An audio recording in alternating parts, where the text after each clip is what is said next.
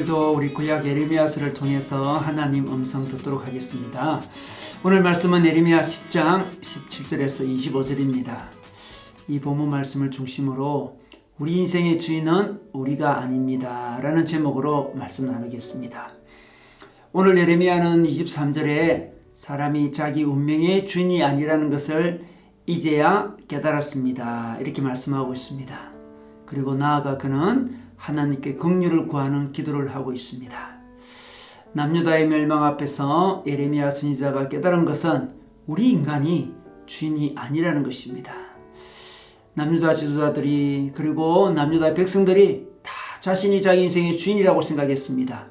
특히 남유다 지도자들은 유다 나라의 운명의 주인도 자신들이라 생각했습니다. 그래서 주위에 있는 강대국과 외교술로 나라를 지켜내려고 했습니다. 그런데 심판을 앞둔 상황에서 깨달았습니다. 자기들의 죄는 바로 자신들이 주인이라고 생각하는 것임을 알게 되었던 것입니다. 여러분, 우리는 주 예수 그리스도를 믿습니다. 예수님이 그리스도 즉 메시아 구원자임을 믿습니다. 그리고 우리는 더 나아가 예수님은 주님이심을 믿습니다. 우리의 신앙은 단지 예수님을 메시아로 받아들이는 부분만 있는 것이 아닙니다. 주님으로 받아들여야 합니다. 그것이 온전한 믿음입니다. 구약시대 하나님을 주님이라고 불렀습니다. 신약시대 하나님을 주님이라 부르고 또한 예수님도 주님이라고 부르게 되었습니다. 우리 신앙의 중심은 바로 주님이 우리 인생의 주인이라는 것입니다. 하나님이 우리 인생의 주님이시요 주인이라는 것입니다. 그것이 바로 올바른 신앙입니다.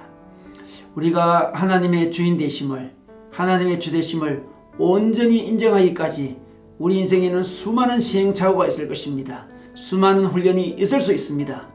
그러므로 우리는 우리가 겪는 고난들, 고통들, 시행착오들만 바라보지 말고 우리가 온전히 주님을 인정하는지 살펴봐야 합니다.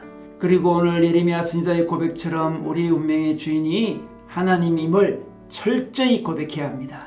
이 고백이 나올 때부터 우리는 이제 회복을 경험하게 됩니다. 이 고백을 한 후 예레미야는 하나님께 기도합니다. 하나님의 주인 되심을 인정하고 기도하는 것입니다. 그는 이렇게 기도합니다. 백성들의 죄에 대한 형벌을 내려달라고 기도합니다. 바로 주인을 인정하지 않는 죄를 회개하는 기도인 것입니다. 그리고 더 나아가 너그럽게 다스려 달라고 기도하고 있습니다. 비록 죄를 지었지만 마땅히 형벌을 받아야 되지만 하나님께서 긍휼을 베풀어 주십시오 라고 기도하는 것입니다. 이 기도의 자세가 바로 주되심을 인정하는 기도의 자세인 것입니다. 우리의 주인은 하나님이십니다. 우리는 하나님이 우리의 주인이심을 인정하는 기도를 늘 최우선으로 삼아야 합니다. 늘 이 신앙을 점검해야 합니다. 주인이시기에, 하나님이 우리의 주인이시기에 우리 삶에 대한 권리는 하나님께 있습니다. 우리가 우리 삶에 권리 행세를 하지 않도록 늘 깨어 있어야 합니다. 늘 회개해야 됩니다. 그런 자세를 가진 후에 우리는 긍휼을 구할 수 있습니다. 여러분, 우리가 어려움을 당할 때, 고통을 당할 때 어려움과 고통을 없애달라고만 기도하지 말아야 됩니다. 그런 기도는 우리 신앙이 어릴 때, 우리가 연약할 때 드리는 기도입니다. 우리가 성장하면서 우리는 어떤 기도를 합니까? 우리의 주권을, 우리의 삶의 주권을 살피는 기도를 먼저 해야 된다는 것이죠. 사실 우리의 인생의 주인이 하나님임을 제대로 고백할 때 하나님은 능히 우리에게 긍휼을 베풀어 주시고 우리 삶을 다시 아름답게 인도하시는 것입니다. 신앙의 역설이 여기에 있습니다. 우리가 주인이 되면 우리 인생은 왜곡되고 하나님께서 우리 인생의 주인이심을 인정하고 주인 역할을 하도록 맡기면 하나님 우리 인생을 가장 아름답게 인도할 것입니다.